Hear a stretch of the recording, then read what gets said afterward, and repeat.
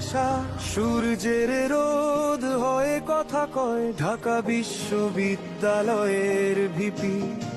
ডাকসুর চেয়ারে আজও তোমার কথা কয়। আমান ভাই, আমান ভাই, আমান ভাই, আমান ভাই। কেরানীগঞ্জের মাটি তোমার কথা কয়। কেরানীগঞ্জের মাটি তোমার কথা কয়।